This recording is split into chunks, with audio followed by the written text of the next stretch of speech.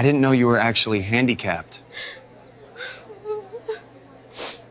Poor deaf girl rejected at a blind date, but when a single dad at the next table witnessed her humiliation, his hands moved in a language that would change 3 lives forever.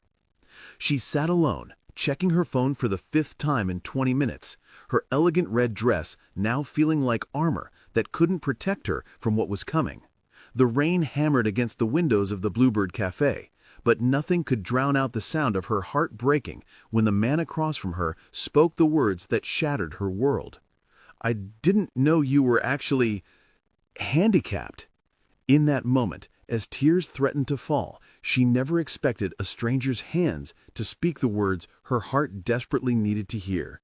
"You deserve better." Before we continue, please tell us, where in the world are you tuning in from? We love seeing how far our stories travel. Wait, are you deaf? The words sliced through the ambient noise of the Bluebird Cafe like a blade. Brandon's face contorted with something worse than surprise. It was disgust, pure and undisguised. Serene's fingers tightened around her water glass, her knuckles whitening as she fought to maintain composure. She had been waiting for 45 minutes. 45 minutes of hope slowly curdling into humiliation as other diners cast sympathetic glances her way. And now, this. "I have moderate to severe hearing loss," she responded, her voice steady despite the tremor in her hands. "I wear hearing aids. I mentioned this in my profile." "You said you had hearing difficulties," Brandon interrupted, his fingers making mocking air quotes. "I thought you meant like, sometimes you need things repeated. I didn't know you were actually—" He paused, his eyes scanning her face, stopping at her ears where her discreet hearing aids caught the light. The word that came next landed like a physical blow. "Handicapped." At the corner booth, just 3 feet away, Wesley Thorne's jaw clenched so hard he could feel his teeth ache. His 6-year-old daughter Chloe had stopped coloring entirely, her small hands frozen mid-motion as she watched the scene unfold. "Daddy," Chloe signed, her movement small and worried. "Why is that man being mean to the pretty lady?" Wesley's hands trembled as he signed back. "Some people don't understand, sweetheart. Some people are just—" He paused, searching for words gentle enough for his daughter. "Unkind." But Brandon wasn't finished. He was already pulling out his phone, scrolling through it as if Serene wasn't even there, as if her pain was insignificant as background noise. "Look, this isn't what I signed up for," he said, not even bothering to lower his voice. Several nearby diners turned to stare. "I can't deal with this. Do you know how exhausting it would be, having to repeat everything, making sure you can hear in restaurants? My friends would never let me hear the end of it, dating someone who can't even hear properly." Serene's spine straightened, and for a moment, Wesley saw something magnificent in her posture, dignity radiating from every inch of her being despite the tears threatening to spill. "I'm a pediatric nurse," she said quietly. "I graduated from university with honors. I speak 3 languages. My hearing loss doesn't define my worth as a person." Brandon stood up, his chair scraping against the floor with an ugly sound. "No offense, but I have standards. This is why people should be honest in their profiles. Wasting my Friday night because you couldn't be upfront about being disabled." The word disabled hung in the air like poison. Wesley felt his body moving before his mind caught up, rising from his seat with a fluid motion that made Chloe gasp softly. But he wasn't walking toward Brandon. No, that would have been expected. Instead, he positioned himself directly in front of Serene's table, his back to the cruel man who was already heading for the door. Wesley's hands began to move. The movements were deliberate, graceful, each sign flowing into the next, like a dance he'd performed 1,000 times for his daughter. His fingers shaped words in the air, his face expressing what his voice didn't need to say. "You deserve so much better than someone who can't see your worth." Serene's breath caught. Her eyes, which had been brimming with unshed tears, widened in absolute shock. This stranger, this man she'd never seen before, was signing to her. Not just signing. He was speaking her language, the silent language that Brandon had just mocked, the language that lived in the spaces between sounds. Behind Wesley, Brandon had paused at the door, watching with confusion and growing irritation. "You know that sign language stuff? Figures, birds of a feather, right? You two deserve each other." The door slammed behind him, leaving only the echo of his ignorance and the soft jazz music playing through the cafe's speakers. Wesley turned back to Serene, and for a moment they just looked at each other. She saw kindness in his eyes, something genuine and unguarded. He saw strength in hers, despite the pain Brandon had tried to inflict. "May I?" Wesley gestured to the empty chair across from her. Serene nodded, still too stunned to speak. As Wesley sat down, a small figure appeared beside him. Chloe, clutching her coloring book, her hearing aids glinting under the warm cafe lights. "I'm sorry you had to experience that," Wesley said aloud while simultaneously signing. "Some people show you who they are quickly. He did you a favor by leaving." Serene's eyes moved to Chloe, watching how the little girl's gaze tracked their hands with the intensity of someone who understood this silent conversation. "Is she—" Serene began, her voice soft with wonder. "This is my daughter Chloe," Wesley signed and spoke. "She's been losing her hearing progressively since she was 3. We're learning this journey together." There was something in the way he said it, journey, not struggle, not challenge, but journey, that made Serene's heart shift in her chest. Here was a father who saw his daughter's hearing loss not as a tragedy, but simply as part of who she was. "Hi," Chloe signed shyly, stepping closer to Serene. "You're pretty. That man was mean. Daddy says mean people are just scared of things they don't understand." A laugh bubbled up from Serene's chest, unexpected, genuine, transforming her entire face. She signed back, her movements becoming more animated. "Thank you, sweetie. You're pretty too. I love your rainbow shirt. Is that a dinosaur on it?" Chloe's face lit up like Christmas morning. "It's a brachiosaurus. Do you know the sign for dinosaur?" She demonstrated, her small hands making the shape enthusiastically. Wesley watched them interact, something warm unfurling in his chest.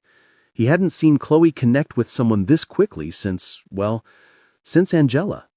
The thought of his late wife brought a familiar ache, but it was softer now, less sharp than it used to be. 2 years had passed since that morning when a drunk driver had stolen her from them, leaving Wesley to navigate single parenthood and Chloe's progressive hearing loss alone. He'd learned sign language out of necessity at first, staying up late watching YouTube tutorials, practicing in mirrors, his hands clumsy and uncertain. But what had started as necessity had become something beautiful, a secret language between him and his daughter, a way of saying "I love you" that belonged only to them. "You signed beautifully," Serene said to Wesley, pulling him from his thoughts. "How long have you been learning?" 3 years now, since Chloe's diagnosis. It was overwhelming at first. I remember sitting in the audiologist's office, listening to them explain about progressive hearing loss, feeling like the world was ending. But then, he looked at his daughter, who was now showing Serene her coloring book. Then I realized it wasn't an ending, it was just a different beginning. Serene's eyes glistened. "Most people don't see it that way. My ex certainly didn't. He said my hearing loss made everything too complicated." That was his favorite word, complicated, as if relationships aren't supposed to require effort. "Can I tell you a secret?" Chloe signed suddenly, looking at Serene with the serious expression only a 6-year-old could manage. Serene nodded, leaning in conspiratorially. "Sometimes," Chloe signed, "when it's really noisy and I turn my hearing aids off, it's like having a superpower. I can make all the loud things quiet. And then Daddy and I talk with our hands, and it's like we have a magic language that not everyone knows." Wesley's throat tightened. Trust his daughter to find magic where others saw only limitation. "I know exactly what you mean," Serene signed back. "When I was in nursing school, after I lost most of my hearing, I thought it would end my career. But you know what? Now I work with children who are scared of hospitals, and when I show them my hearing aids, when I teach them a few signs, they realize I'm different too, and suddenly they're not so scared anymore." "You're a nurse?" Chloe's hands moved excitedly. Do you help sick kids? That's like being a superhero. Serene laughed again, and Wesley realized he could watch her laugh forever. There was something about the way joy transformed her face, chasing away the shadows Brandon had tried to leave there. I almost didn't come tonight, Serene admitted, her hands stilling for a moment. This was my first attempt at dating in 2 years. I spent 3 hours getting ready, practicing what I'd say, hoping maybe this time would be different. When he was late, I told myself it was just traffic. When he was on his phone, I said maybe he was nervous. I'm very good at making excuses for people who don't deserve them. Wesley reached across the table, not touching, just placing his hand palm up on the worn wooden surface. An offer, not a demand. We all do that sometimes. We accept less than we deserve because we think it's better than being alone. But being alone isn't the worst thing. Being with someone who makes you feel alone, that's worse. Serene looked at his offered hand for a long moment, then placed hers on top of it. Her fingers were warm, steady, despite everything that had just happened. Daddy, Chloe signed with her free hand, are you making a friend? I hope so, Wesley signed back with his free hand, looking at Serene as he did. The restaurant manager approached their table, an older woman with kind eyes and silver hair. Excuse me, she said, making sure to face Serene directly so she could read her lips if needed. I saw what happened earlier. That young man's behavior was completely unacceptable. Your meals tonight, all 3 of you, are complimentary. It's the least we can do. Wesley started to protest, but the manager held up her hand. Please, that young woman shouldn't have her evening ruined by someone's ignorance. And sir, what you did, standing up for a stranger like that, we need more of that in this world. As the manager walked away, Serene squeezed Wesley's hand. You didn't have to do that. Stand up for me, I mean. Yes, Wesley said simply. I did. Chloe is watching. She's learning how people should treat each other. What kind of father would I be if I let her think that man's behavior was acceptable? Besides, he added, a small smile playing at his lips, anyone who can't see how extraordinary you are clearly needs glasses more than you need hearing aids. Serene laughed, really laughed, for the 3rd time that night, and Chloe clapped her hands in delight. Can I ask you something? Serene signed, her movements tentative. Your wife, Chloe's mother, is she... Wesley's smile dimmed slightly but didn't disappear. Angela died 2 years ago. Drunk driver, early morning run. She never came home. He paused, his hands still for a moment. She would have loved you.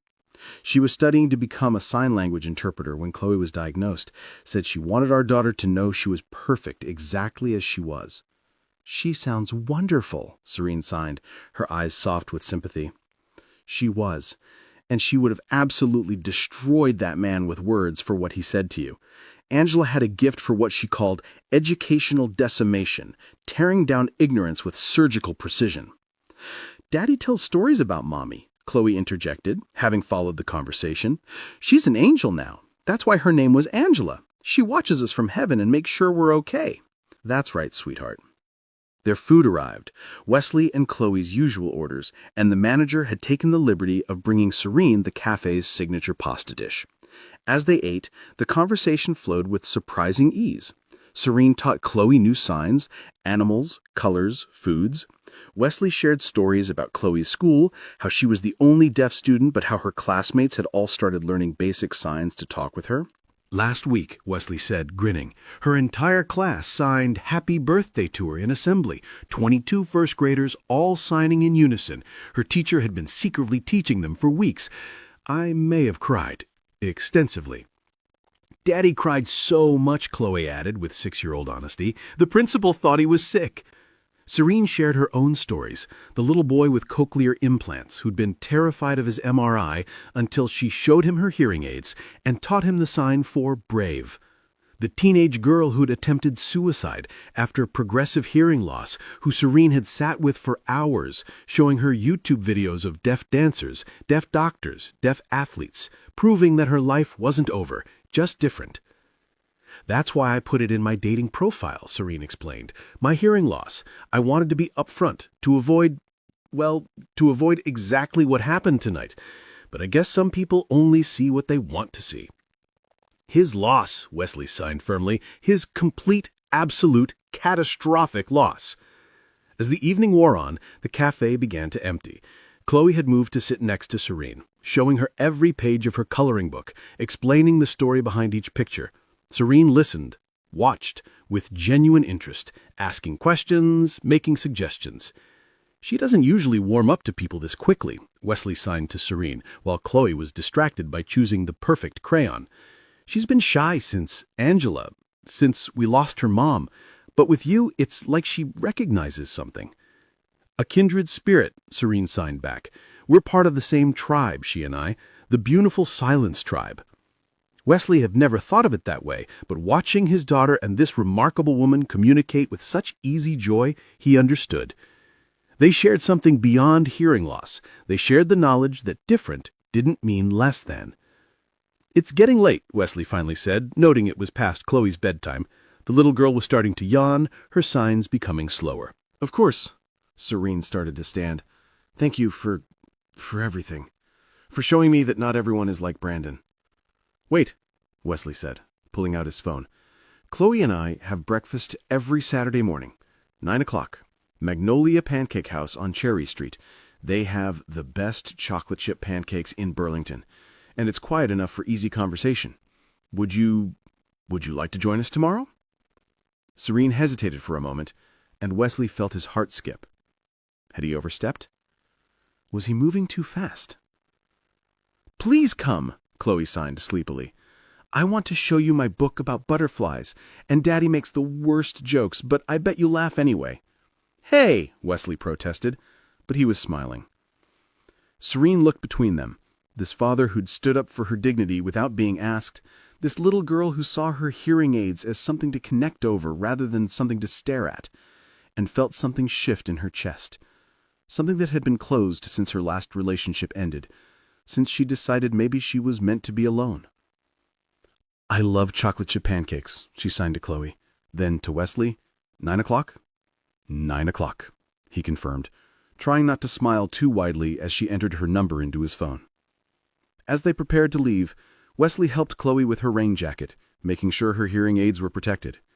Serene watched them, the practiced way Wesley checked the devices without making it seem like a big deal, the way Chloe automatically tilted her head to help him. "Thank you," Serene said as they stood by the door, "for reminding me that I deserve better." "You don't need reminding. You just needed someone else to see what was already true." They parted ways in the parking lot, the rain having softened to a gentle mist. Wesley buckled Chloe into her car seat, and immediately she began signing rapidly about how nice Serene was, how pretty, how she knew all the butterfly signs. Could she please, please, please come to breakfast tomorrow? "She already said yes, sweetheart," Wesley reminded her. "But what if she forgets? What if she decides we're not cool enough?" Wesley met his daughter's eyes in the rearview mirror. "Then we'll eat chocolate chip pancakes and be grateful we met her tonight. But I don't think she'll forget." In her own car, Serene sat for a moment before starting the engine. She touched the pearl necklace at her throat, a gift from her grandmother, who'd also been deaf. "Never let anyone make you feel less than whole," her grandmother had signed to her years ago. "You're complete exactly as you are. The right person won't see your deafness as something to overcome. They'll see it as part of your story, part of what makes you who you are." She thought those were just comforting words, the kind of thing grandmothers said.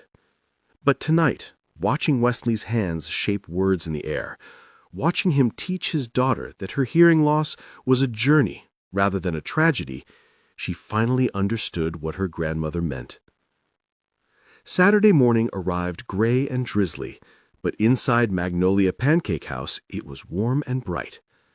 Wesley and Chloe had arrived 15 minutes early, Chloe insisting they get their usual table by the window. She'd brought her butterfly book and had practiced showing Serene the sign for each species.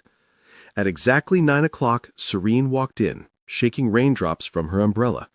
She'd worn jeans and a soft blue sweater, her hair pulled back in a ponytail, looking more relaxed than she had the night before. When she spotted them, her face broke into a smile that made Wesley's heart skip. "You came!" Serene signed enthusiastically, bouncing in her seat. "I promised, didn't I?" Serene signed back, sliding into the booth across from them. The conversation over breakfast was easy, natural. They talked about everything and nothing. Favorite movies? Serene loved old musicals, which delighted Chloe because they're pretty even without sound. Worst cooking disasters? Wesley once set spaghetti on fire, which Serene insisted wasn't even possible, leading to a detailed explanation that had them all laughing. Childhood pets. Serene had a cat named Beethoven, because he was deaf too. Can I tell you something? Chloe signed to Serene while Wesley was paying the check, insisting despite Serene's protests. Serene nodded, leaning in. Daddy hasn't smiled this much since Mommy went to heaven. I think you make him happy. Serene felt tears prick her eyes. He makes me happy too, she signed back. Good, Chloe signed decisively. Then you should keep having breakfast with us. One breakfast became 2, then 3, then became a standing Saturday tradition. Within a month, Serene was joining them for Wednesday dinners. Within 2 months, she was at Chloe's school play, watching the little girl perform in both spoken word and sign language, tears streaming down her face as the entire auditorium erupted in both applause and silent applause, hands waving in the air. She taught Chloe medical science, turning anatomy lessons into games.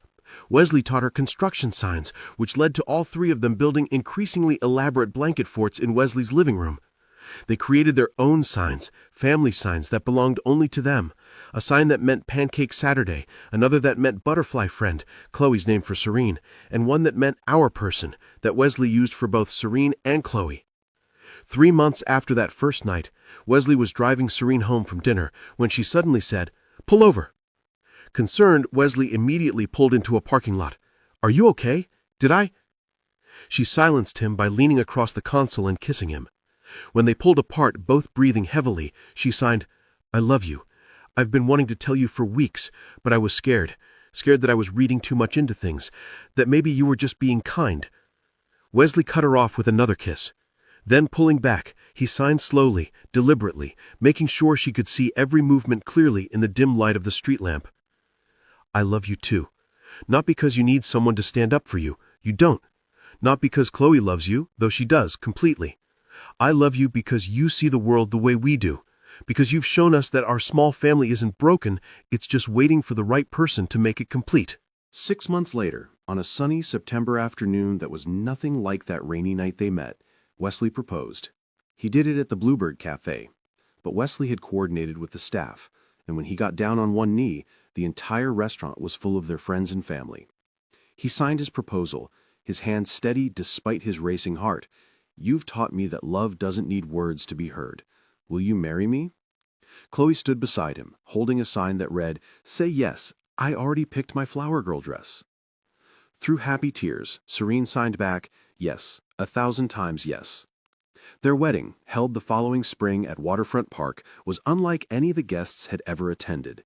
Every word was both spoken and signed. Chloe, as flower girl, signed a poem about family she'd written herself. Wesley's vows made everyone cry. "Serene, you walked into our lives when we thought we were complete and showed us we were wrong. You didn't fill a void, you expanded our capacity for joy. You've taught Chloe that her differences are superpowers. You've taught me that the best conversations happen in silence. You've shown us both that family isn't about perfection. It's about choosing each other every day exactly as we are." Serene's vows were equally moving. "Wesley, Chloe, you saved me on a night when I thought I wasn't enough. You showed me that the right people don't see my deafness as an obstacle to overcome, but as part of my story to embrace. You've given me a family that speaks my language, not just ASL, but the language of unconditional acceptance. I promise to love you both with my hands, my heart, and every part of who I am." During the reception, Wesley's best man revealed something that made everyone reach for tissues. After that night at the restaurant, Wesley had started a support group for single parents of children with hearing loss. What began as 5 people meeting in his living room had grown to over 50 families. They met monthly, sharing resources, teaching each other signs, creating a community where no one had to face the journey alone. Wesley could have just walked away that night, his best man said, but he stood up, and he's been standing up ever since, for his daughter, for Serene, and for every family who's ever felt alone in their journey. Serene started volunteering at the Children's Hospital, specifically with young patients adapting to hearing loss. She would sit with them, show them her hearing aids, teach them signs, and tell them her story. The night someone tried to make her feel worthless, and how it led her to a family who knew her worth. Different doesn't mean broken, she would tell them, signing as she spoke. It just means you experience the world in your own beautiful way. One day, a 12-year-old girl who'd recently lost her hearing in an accident asked Serene, "Will anyone ever love me now?" Serene pulled out her phone and showed her a picture from their wedding. Wesley signing his vows, Chloe beaming between them, everyone in the audience using sign language. The right person won't love you despite your differences. They'll love you including them, because of them, with them. Your deafness isn't something to overcome. It's part of your story, and your story deserves love. 5 years after that night at the Bluebird Cafe, Chloe stood in front of her 6th grade class for a presentation about heroes. She was 11 now, confident, bright, fully fluent in ASL, and proud of who she was. She signed as she spoke clearly. Some people think being deaf means something is missing, but in my family, being deaf brought us together. It gave me a dad who learned a whole new language for me. It brought me Serene, I call her mom now, who shows me every day that our differences make us special, not less than. She clicked to the next slide, showing a picture from the recent support group picnic, over 100 people all signing together in the park. My family started because one mean man couldn't see how amazing Serene was. But my dad did. He saw her worth when she couldn't see it herself. And now we help other families see that hearing loss isn't the end of the story. It's just a different chapter. Her teacher later told Wesley and Serene that there wasn't a dry eye in the classroom. Several parents called afterward, wanting to know more about the support group, about sign language classes, about how to support their own children better. That evening, as they sat around the dinner table, Wesley, Serene, Chloe, and now 2-year-old Marcus, who was learning to sign before he could properly speak, Chloe asked a question. "Do you think Brandon ever realizes what he missed?" Wesley and Serene exchanged glances. They'd never spoken his name in their house, referring to him only as that night when they told their story. "I hope," Serene said carefully, "that he learned to see people more clearly. But honestly, sweetheart, I'm grateful for his ignorance." "Grateful?" Chloe signed, confused. "If he hadn't shown his true colors, if he'd pretended to be okay with my deafness, I might have wasted months or years with the wrong person. His cruelty led me to you and your dad. It led me to our family." Wesley reached over and took Serene's hand. "Sometimes the worst moments lead to the best outcomes. That night, I thought I was just standing up for a stranger. I had no idea I was standing up for our future." The Bluebird Cafe still holds their table, that corner booth where a single father and his daughter changed the course of a woman's life with simple gestures of kindness and understanding. The manager, now a friend, always smiles when they come in for their anniversary dinner each year. "Table for 4?" she asks now, smiling at little Marcus in his high chair, already signing cookie, hopefully. "Table for family," Wesley says, and Serene squeezes his hand. They'd built something beautiful from that night of humiliation, not despite the challenges, but because of how they'd chosen to face them together. Their home was full of laughter and silence in equal measure, conversations that happened in gestures and expressions, love that didn't need sound to be heard. Sometimes, late at night, when the kids were asleep and the house was quiet, Wesley and Serene would sit together on their porch, signing in the darkness, their hands visible only to each other in the soft glow of the porch light. "Do you ever wonder what would have happened if I hadn't stood up that night?" Wesley signed once. Serene thought for a moment, then signed back. "I would have gone home, cried, maybe given up on dating altogether. I would have survived, but I wouldn't have lived. Not like this." "And us?" Wesley asked. "We would have found each other," Serene signed with certainty. "Maybe not that night, maybe not at the Bluebird Cafe, but somehow. Love like this, it finds a way." Their story spread through the community. The local news did a feature on their support group.